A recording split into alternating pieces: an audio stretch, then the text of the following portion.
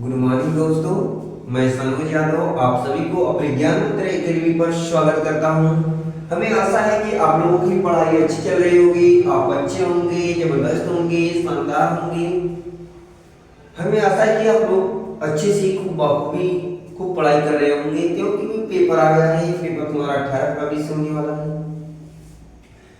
उसके साथ साथ में अगर जो लोग नहीं लगे हैं, जो लोग पढ़ाई में नहीं लगे हैं, उन्हें पढ़ाई में लग जाना चाहिए, अच्छे से मेहनत करना चाहिए, ताकि तुम अच्छे से अच्छे मार्क्स पा सके हो, अपने मेरिट को, अपने पेपर को अच्छा से अच्छा हल कर सको। तो इसलिए पढ़ाई में अभी से क्या करिए, लग जाइए। अभी से पढ़ाई करने में क्या करिए, लग जाइए और अच्छे से पढ़िए। जो भी आए, अब से जो पढ़ रहे हो इतनी अच्छे से पढ़ो ताकि उसको पेपर में फिर छूने का आवश्यकता न पड़े। इतनी अच्छे से उसे ऐसे छूलो कि उसे पेपर में फिर छूने की आवश्यकता न पड़े। चलो, मैं आज पढ़ाने वाला हूँ फिजिक्स क्लास 10, लेक्चर नंबर हमारा रहेगा आज 21। ठीक, आज हम पढ़ाने वाले हैं फिजिक्स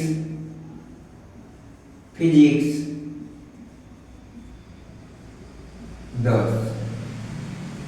लेक्चर नंबर आज हमारा है लेक्चर नंबर है 21। आज हम पढ़ने वाले हैं, उस दिन बताए थे, उस दिन हमारा चला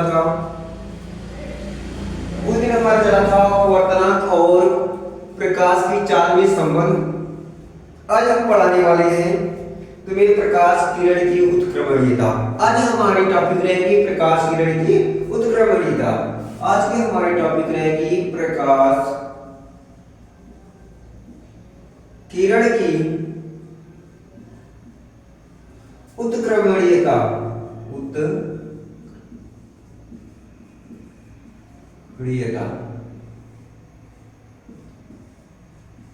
दोस्तों देखो, आज की हमारी टॉपिक है प्रकाश किरण की उत्क्रमणीयता।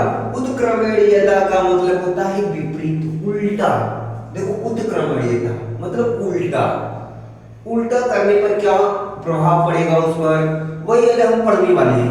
अब तक तो पढ़ रहे थे, प्रकाश का अपवर्तन पढ़ रहे थे, एक माध्यम से दूसरे माध्यम में चल जा रही थी प्रकाश की किरणें, तो उसके कुछ कोण बन रहे थे, तो उनको साइन आई अपन साइन आर लिख देते थे। अब जब ये क्या करने लगेगी, जब विपरीत करने लगेगी, विपरीत चलने लगेगी, तब क्या होगा उन दोनों में दिशा में और विपरीत दिशा में चलने के बाद उनमें क्या संबंध बनेगा, उसी के बारे में हम पढ़ेंगे आज। एक किस पर कराया जाता है, जो प्रकाश की उत्क्रमणीयता है, एक कांच पर होगा। किस पर होगा? कांच पर। अब देखो, जो क्या होता है, जब एक मालूम कोई कांच का क्या है, टुकड़ा है, कांच का क्या है, कोई टुकड़ा है। अब देखो, पहले या तो हम चित्र को समझा दें, फिर उसके बाद लिखें, या तो लिख करके फिर चित्र बनाएं, दोनों बात देखिए। देखो यहाँ पर क्या हो जाएगा, RSTU। एक क्या है, एक कांच है, एक क्या है, कांच का टुकड़ा है, क्या है, कांच का टुकड़ा है। एक इसका टुकड़ा है, एक कांच का क्या है, टुकड़ा है, गुटका है, जो क्या है PQRSTU। एक क्या है, कांच का टुकड़ा है, कांच का गुटका है। एक क्या है, एक कांच का, एक क्या है, एक कांच का एक गुटका है, जो कि आपके वायु में गमन कर रही प्रकाश की किरणें कौन, ओएम है, ओएम क्या है, ओएम है, क्या है, ओएम है, जो कांच के गुटके के आरएस के यम बिंदु पर क्या होती है, टकराती है। टकराने के बाद आरएस पृष्ठ से क्या होती है, अपवर्तित होकर के वे क्या करती है, इससे अपवर्तित होकर ये क्या करती है, ये जाती है किस दिशा में, वे जाती है कांच के यम्बी दिशा में जाती है। किसके, किस दिशा में, यम्बी के दिशा में जाती है। अपवर्तित होकर के किस दिशा में जाती है, कांच के यम्बी दिशा में जाती है। कांच में गमन करते हुए कहाँ जाती है, यम्बी की दिशा में जा रही होती है। तब इसके द्वारा बनने वाला जो क्या होता है, अब यहाँ पर अभिलंब हम डालेंगे, क्या डालेंगे, अभिलंब। अब इसके द्वारा जो बनने वाला आपतन कोण होगा, जो आपतन कोण होगा वे क्या होगा, वे इसके द्वारा बनने वाला जो आपतन कोण होगा वे आई होगा। ये आपतन कोण क्या होगा, आई होगा, और अपवर्तन कोण क्या होगा, आर होगा। आपतन कोण आई होगा, अपवर्तन कोण क्या होगा, आर होगा। जब इसी के विपरीत दिशा में, ये तो प्रकाश की किरण ऐसे गई और ऐसे टकराने के बाद ये क्या कांच में क्या हो गई, अपवर्तित हो गई। क्या हो गई, अपवर्तित होकर के क्या हो गई, पिलर चली गई। ठीक, अब इसके द्वारा जो बनने वाला कोण है तो आपतन कोण I बनता है और अपवर्तन कोण क्या बनता है, R बनता है। जब इसे क्या होता है, जब इसके विपरीत दिशा में चलने लगे, जब ये प्रकाश की किरण क्या होने लगे, जो गमन कांच में गमन कर रही प्रकाश की किरण क्या होती है, जब विपरीत दिशा में जाने लगती है तो विपरीत दिशा में कांच में एमपी की ओर जाने बीएम की ओर जाने लगे, प्रकाश की किरण किस दिशा में जाने लगे, बीएम की दिशा में जाने लगे। तो बीएम में के दिशा में जाने से वे क्या होती है, जैसे कांच के आरएस पृष्ठ से टकराने के बाद वे क्या होती है, टकरा अपवर्तित होने के बाद ओएम दिशा में जाने लगती है। किस दिशा में, ओएम की दिशा में जाने लगती है, ओएम की दिशा में जाने लगती है। तो उसका आपतन कोण आई आ जाता है और अपवर्तन कोण क्या हो जाता है, आई हो जाता है। आया नहीं है, या फिर से सुन लो, फिर से सुनो, ध्यान से सुनिए, अभी सब चीज समझ में आएगा अच्छे से। देखो फिर से बता रहे हैं, देखो क्या होता है, कैसे होता है। देखो पहले हम क्या करेंगे, कांच का एक गुटका ले लेंगे, कांच का एक क्या करेंगे, गुटका लेंगे, कांच का गुटका लेंगे जिसका नाम है RSTU है। ठीक, अब क्या होती है, वायु में गमन कर रही प्रकाश की किरणें, ओएम वायु में गमन कर रही प्रकाश की किरणें वे क्या करती है, गुटके के किससे, कांच के गुटके के एम बिंदु से टकराने के बाद वे क्या करती है, आरएस पृष्ठ से अपवर्तन के बाद क्या होती है, अपवर्तित होकर के वे दर्पण के बी बिंदु पर क्या होती है, कांच के गुटके के दूसरे पृष्ठ के बी बिंदु पर टकराती है। अब ये देखो, जब इस साइड जा रही थी, ऐसे कांच में गमन करते हुए जाती है अपवर्तित होकर के, तो अब इसके द्वारा बनने वाला आपतन कोण और अपवर्तन कोण, अब इसके द्वारा बनने वाला जो क्या है, आपतन कोण है, आपतन कोण। अब इसके द्वारा जो आपतन कोण बना हुआ I और जो अपवर्तन कोण बना हुआ क्या होता है, R होता है। क्या होता है, आपतन कोण I और अपवर्तन कोण R होता है। तो हम यहाँ पर पहले लिखेंगे, यहाँ पर हम लिखेंगे, पहले स्थिति में लिखेंगे जब क्या होती है, वायु में गमन कर रही प्रकाश की किरणें, वायु में गमन कर रही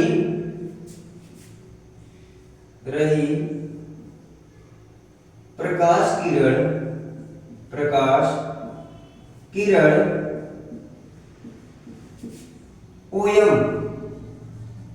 ओयम कांच के पृष्ठ आरएस पर क्या होती है, आरएस प्रकाश किरण ओएम क्या करती है, कांच के पृष्ठ आरएस से अपवर्तित होकर एमबी के दिशा में होकर एम बी की दिशा में जाती है। तो आपतन कोण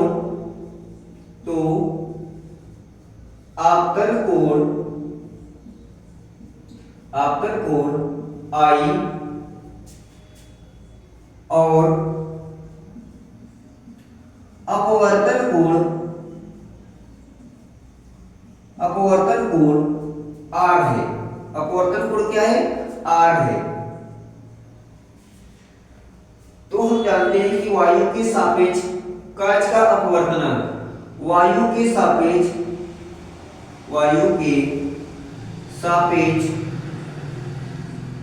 कांच का अपवर्तनांक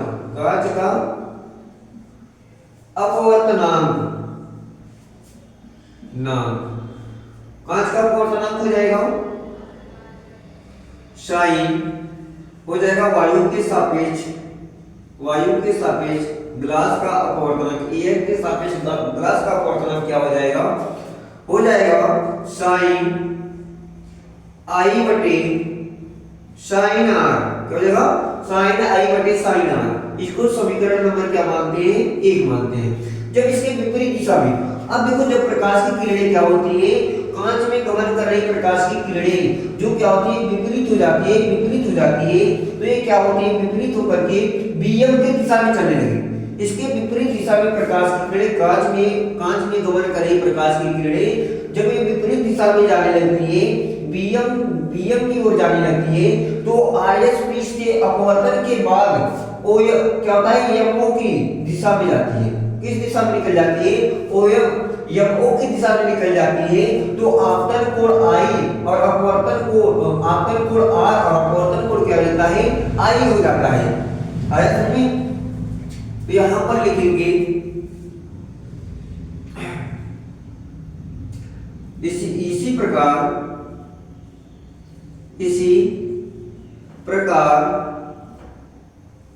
इसी प्रकार विपरीत दिशा में, विपरीत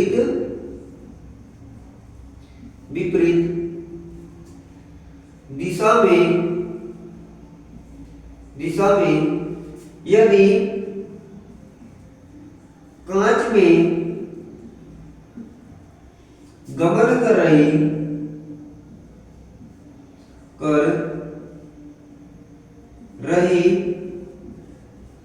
प्रकाश किरण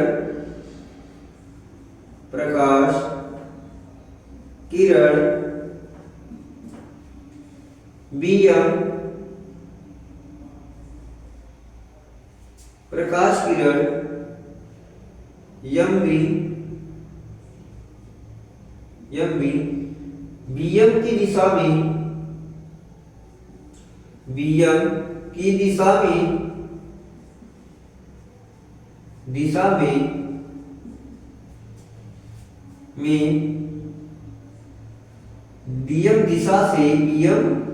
दिशा से पृष्ठ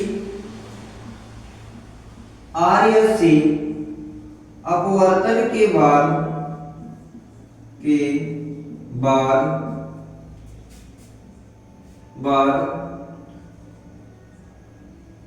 यमओ की दिशा में निकल जाए, यमओ की दिशा में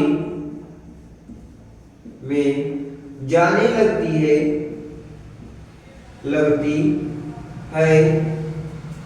तो आपतन कोण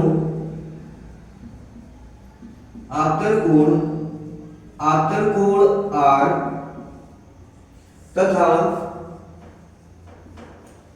अपवर्तन कोण आई हो जाता है।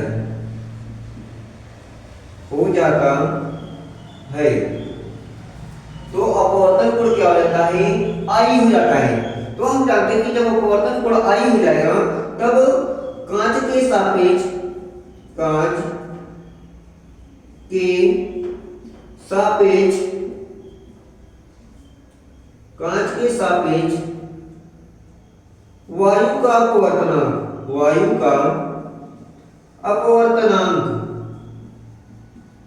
अपवर्तनांक कांच के सापेक्ष वायु का अपवर्तनांक। तो हम जानेंगे कांच के सापेक्ष वायु का अपवर्तनांक क्या होगा, कांच के सापेक्ष वायु का अपवर्तनांक क्या होगा, तो GNA बराबर हो जाएगा ग्लास के सापेक्ष एयर का अपवर्तनांक बराबर हो जाएगा साइन आर। देखो आपतन कोण क्या है, आर है, आपतन कोण क्या है, आर है, तो साइन आर बटे क्या हो जाएगा, साइन आई हो जाएगा, क्या हो जाएगा, साइन आई हो जाएगा। इसको समीकरण नंबर क्या मानेंगे, 2 मानेंगे। ये क्या हो गया, समीकरण नंबर 2 हो गया। आया समझ में कैसे हुआ है, इतना एक बार समझ लो, फिर इसके बाद इसकी क्या करेंगे, तुलना करेंगे। समीकरण 1 समीकरण 2 से क्या करेंगे, तुलना करेंगे। पहले तरह समझा देती है, फिर इधर तुलना करके क्या करेंगे, बताएंगे। अब हम क्या करेंगे कि पहले तो हमें क्या दिया गया था, बोला कि ये क्या है, कांच का गुटका है जिसका नाम दिया गया था RSTU। अब बोल रहा है कि जो क्या है, वायु में गमन कर रही प्रकाश की किरणें। अब देखो वायु में गमन कर रही प्रकाश की किरणें क्या है, ओयम है, ओयम। कांच के पृष्ठ आरएस पर क्या होती है, अपवर्तित होकर आरएस से क्या होकर के, आरएस से अपवर्तित होकर के वे क्या होती है, यम्बी की दिशा में निकल जाती है। किस दिशा में जाती है, एम बी की दिशा में जाती है। देख लो एम से किस दिशा में चली गई, बी की दिशा में चली जाती है, तो आपतन कोण क्या बना, तो आपतन कोण आई और अपवर्तन कोण क्या बना, आर बना। तो आपतन कोण आई तथा अपवर्तन कोण आर है। फिर उसके बाद बोल रहा है कि तब हम देखेंगे कि वायु के सापेक्ष कांच का अपवर्तन, तो वायु के सापेक्ष कांच का अपवर्तनांक बराबर हो जाएगा ANG। तो वायु में बना अपतन कोण और कांच में बना अपवर्तन कोण बराबर क्या होता है, अपवर्तन कोण होता है अपवर्तनांक। तो ANG बराबर sin I upon sin R। इसको समीकरण नंबर क्या मानते हैं, 1 मानते हैं। फिर इसी प्रकार क्या होता है जब विपरीत दिशा में यदि कांच में क्या करने लगे, कांच में गमन कर रही प्रकाश की किरणें, कांच में गमन कर रही प्रकाश की किरणें बीएम जो क्या है एमपी की दिशा में, दिशा से पृष्ठ आरएस से एमपी की दिशा में, ये क्या है एमपी की दिशा में, एम देखो जो क्या है एमपी प्रकाश की जो किरण है वे बीएम की दिशा में, दिशा से क्या होती है पृष्ठ आरएस से टकराने के बाद, पृष्ठ आरएस से अपवर्तन के बाद क्या होती है, अपवर्तन के बाद ओएम की एमओ की दिशा में, एमओ की दिशा में जाने लगती है। तो आपतन कोण, अब देखो जो ये अपवर्तित किरण थी तो ये तो अब आपतन कोण का कार्य करने लगी, आपतित किरण का कार्य करने लगी। तो आपतित किरण और अवलंब के बीच बने कोण को आपतन कोण कहते हैं। तो यहाँ पर आपतन कोण आर और अपवर्तन कोण क्या हो जाएगा, आई हो जाएगा, अपवर्तन कोण क्या हो जाएगा, आई हो जाएगा। तो यहाँ पर हो जाएगा एक ग्लास के सापेक्ष एयर का अपवर्तनांक हो जाएगा कि sin r बटे sin i हो जाएगा, sin r बटे क्या हो जाएगा, sin r हो जाएगा, sin r बटे क्या हो जाएगा, sin i हो जाएगा। तो हम देखो यहाँ पर इसको समीकरण नंबर क्या मान लेते हैं, ये समीकरण नंबर 2 हो जाएगा, क्या हो जाएगा, समीकरण नंबर 2 हो जाएगा। आया, अब देख लो ये समीकरण नंबर 2 हो गया। तो समीकरण 1 और समीकरण 2 से तुलना करने पर यहाँ पर बता देते हैं समीकरण 1 से समीकरण 2 की तुलना करने पर जब हम क्या करेंगे, समीकरण 1 का समीकरण 2 से तुलना करेंगे तो यहाँ पर लिखेंगे, यहाँ पर लिखेंगे ध्यान से देख लो, समीकरण 1 का समीकरण 2 से तुलना करने पर, क्या करने पर, 2 से तुलना करने पर, क्या करने पर, तुलना करने पर। अब देख लो यहां पर देखो ANG हो जाएगा, तो ANG देख लो ANG गुणे हो जाएगा GNA बराबर के इधर लिखेंगे तो यहां पर हो जाएगा sin I बटे क्या हो जाएगा, sin R हो जाएगा, sin I बटे R गुणे हो जाएगा, गुणे हो जाएगा sin R बटे हो जाएगा sin I, sin I। अब देख लो ये देखो दूसरे समीकरण से लिए, ये पहले समीकरण से ले लिए, इधर वाला पहले समीकरण का है, इधर वाला दूसरे समीकरण का है, देख लिए। अब देखो क्या करेंगे, अब देखो जो अगर सेम चीज होता है कूड़ा में ऊपर नीचे होता है, ऊपर नीचे होता है तो कटता है तो काट देते नहीं। तो अब देख लो ये sin I नीचे है, ये sin R ऊपर है, sin I से कट जाएगा, sin I नीचे है, sin I ऊपर है, sin I से कट जाएगा। फिर sin R नीचे है, sin R ऊपर है तो कट जाएगा, तो कितना आ जाएगा, 1 आ जाएगा, आ जाएगा कि नहीं। तो यहाँ पर हो गया ANG गुणे GNA बराबर क्या हो गया, 1 हो गया, हो गया कि नहीं। अगर हम क्या करते हैं, यदि हम ANG बराबर बताएंगे तो 1 अपान क्या हो जाएगा, GNA हो जाएगा कि नहीं, आया। ये तुम्हारा सिद्ध हो गया। ये क्या संबंध है, मतलब विपरीत दिशा में क्या संबंध है, ये तुम्हारा क्या हो गया, सिद्ध हो गया, प्रूफ हो गया कि जो क्या होता है जब कांच के सापेक्ष क्या होता है, जब कांच के वायु के सापेक्ष कांच का अपवर्तनांक होगा, जब ये क्या करने लगेगा, विपरीत दिशा में कार्य करने लगेगा तो उसके व्युत्क्रमानुपाती हो जाएगा, क्या हो जाएगा, उसके व्युत्क्रमानुपाती हो जाएगा, मतलब 1/GNA हो जाएगा, मतलब ग्लास के सापेक्ष एयर का अपवर्तनांक हो जाएगा। आया समझ में, आया समझ में। यहाँ तक तो आ गया समीकरण 2 बना लिए। तो फिर उसके बाद क्या करेंगे, समीकरण 1 और समीकरण 2 से तुलना करने पर तो समीकरण 1 का ए क्या है, ए एन जी है, बराबर में इधर का पर एक बार तुलना कर देते हैं, फिर बराबर में उधर का एक बार तुलना कर देंगे। तो ए एन जी था समीकरण 1 का, तो ए एन जी लिख दिए। फिर ये क्या था, जी एन ए था, तो जी एन ए लिख दिए गुणा में करके, फिर बराबर। फिर इधर क्या था, साइन आई बटे साइन आर था, तो यहाँ पर साइन आई बटे साइन आर लिख दिए। फिर गुणा का चिन्ह लगा करके तुलना कर दिए कि यहाँ पर क्या था, साइन आर बटे साइन आई था, तो साइन आर बटे साइन आई कर दिए। फिर उसके बाद देखिए कि ये दोनों ऊपर नीचे दिख रहे थे, तो साइन आई से कट गया, साइन आर से कट गया, तो कितना गया, 1 आ गया। तो हम देखें कि ए एन जी बराबर गुणे जी एन ए बराबर क्या हो गया, 1 हो गया। तो यहाँ पर देखें ए एन जी बराबर बताएं, इधर 1 था, यहाँ पर इसका गुणा हुआ था, तो इधर जाएगा तो भाग हो जाएगा। तो ए एन जी बराबर हो गया A1 बटे जी एन ए हो गया। आया समझ में, आ गया। अब इस लेसन से कुछ सवाल लगवा दे रहे हैं। फिर उसके बाद हमारा अगला लेसन कल स्टार्ट होगा, लेंस। क्या होगा, लेंस। अगले लेसन पढ़ाएंगे कल लेंस। लेंस क्या होता है उसके बारे में पढ़ाया जाएगा। ठीक, इसी 1-2 सवाल लगवा दे रहे हैं, इस पर सवाल लगा लो। चलो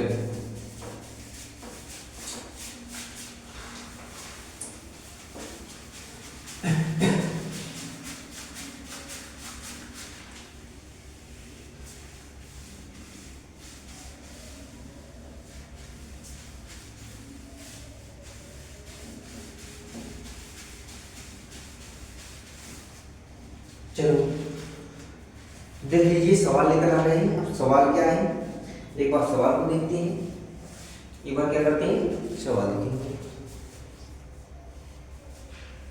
चलो एक सवाल लगवा देते हैं। चलिए सवाल क्या है, सुनो। पहला सवाल हमारा रहेगा इस लेसन का, सुनो पहला सवाल।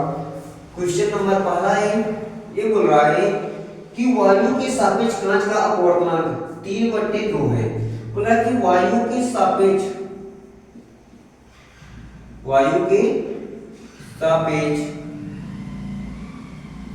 कांच का अपवर्तनांक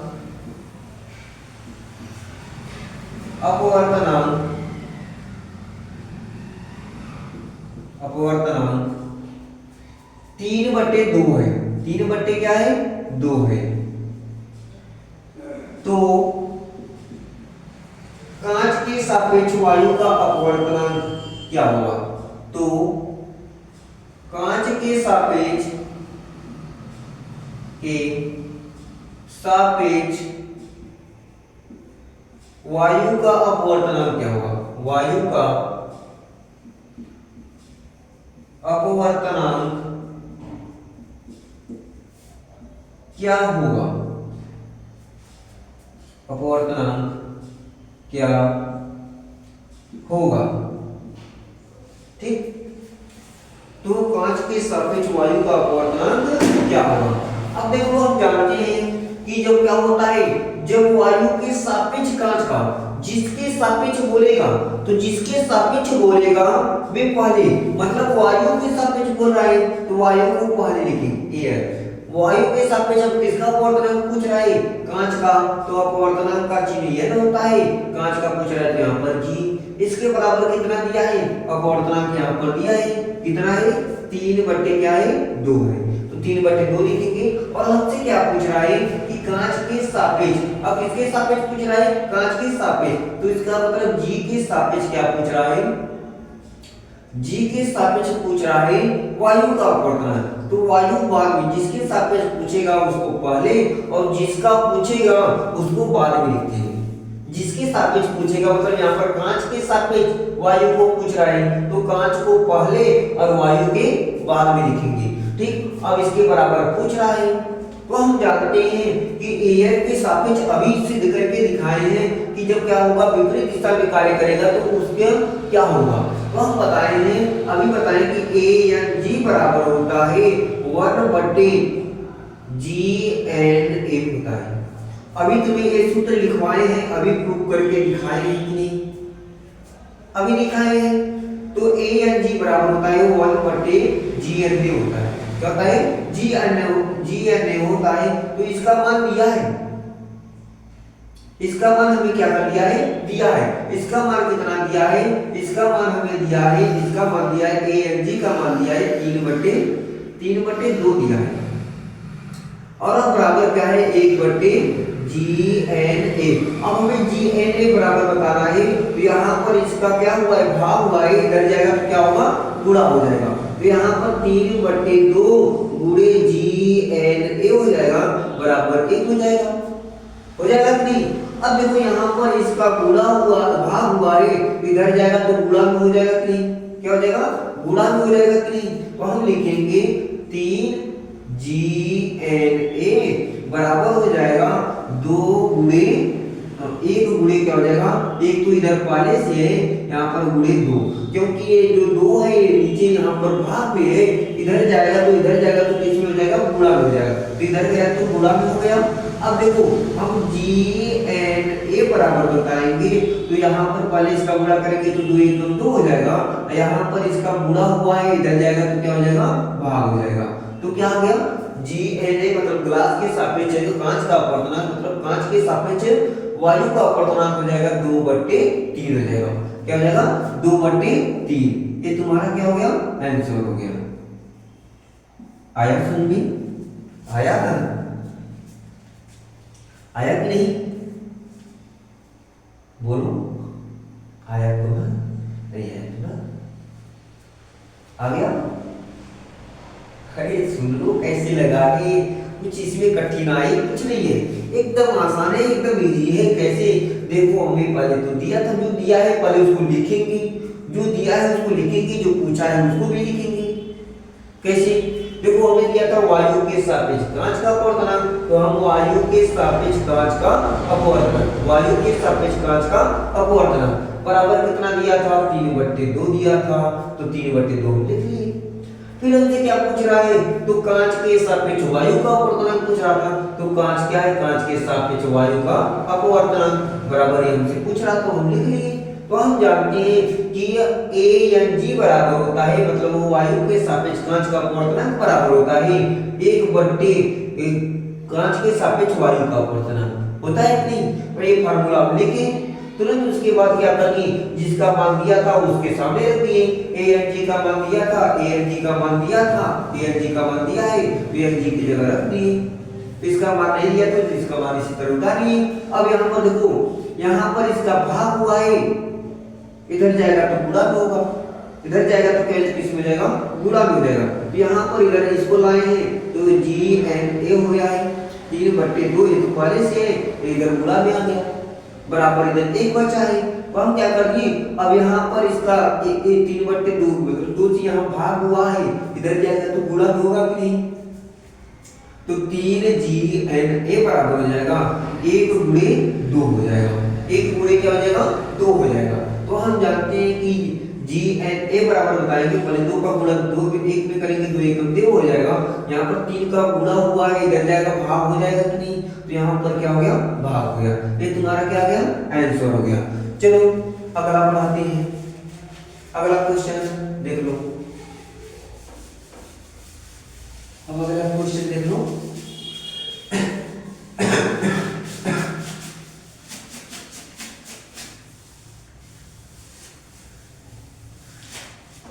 अगला क्वेश्चन देख लो। देखो दूसरा क्वेश्चन क्या है, ये बोला कि वायु के सापेक्ष कांच का अपवर्तनांक, वायु के सापेक्ष, क्वेश्चन नंबर 2 है, वायु के सापेक्ष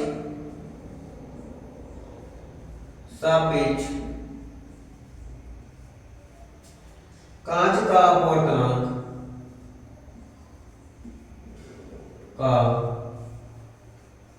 अपवर्तनांक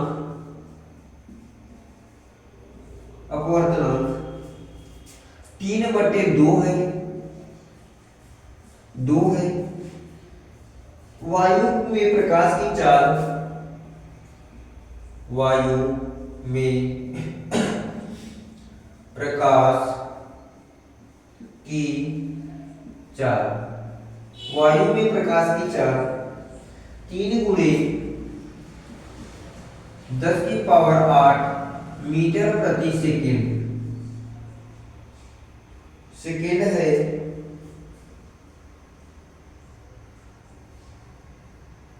सेकेंड है, तो कांच में प्रकाश की चाल क्या होगी? तो कांच में प्रकाश की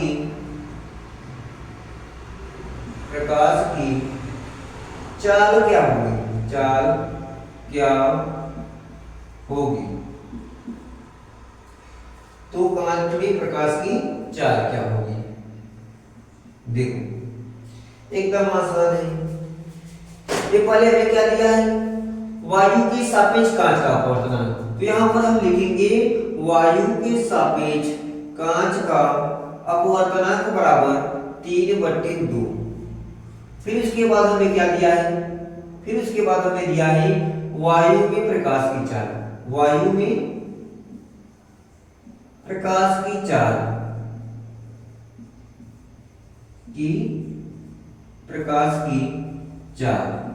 वायु में प्रकाश की चाल कितना दिया है?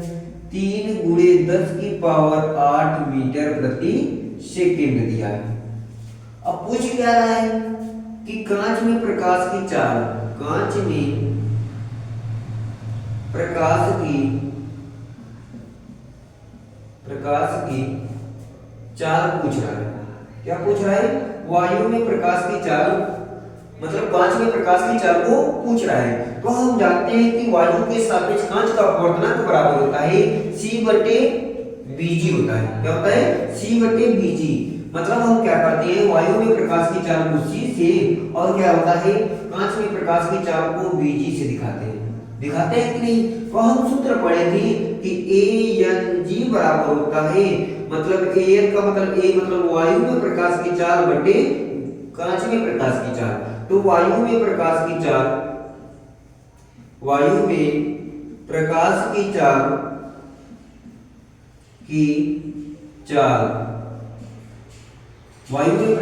चाल C बटे कांच में प्रकाश की चाल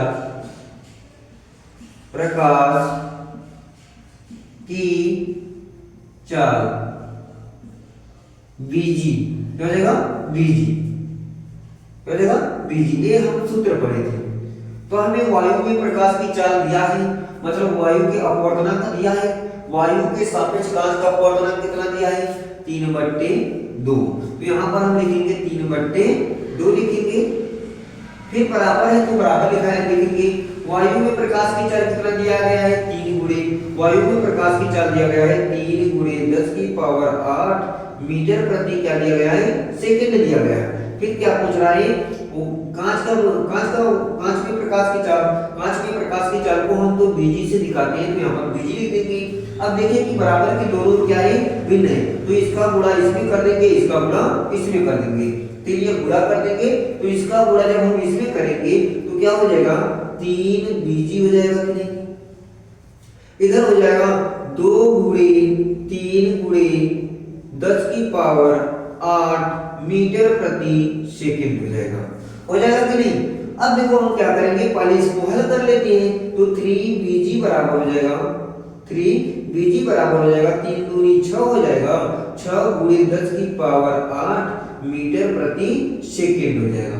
अब देखो इधर क्या करते हैं, अब इधर देख लो, यहाँ पर देखो 3Bg है, यहाँ पर 3 का गुणा हुआ है, इधर जाएगा तो क्या हो जाएगा? भाग हो जाएगा। तो यहाँ पर Bg बराबर बताएंगे तो हो जाएगा यहाँ पर 6 × 10⁸ मीटर प्रति सेकंड हो जाएगा। क्या हो जाएगा? मीटर प्रति सेकंड हो जाएगा। तो यहाँ पर 3 का गुणा हुआ था तो इधर आएगा, भाग हो जाएगा कि नहीं?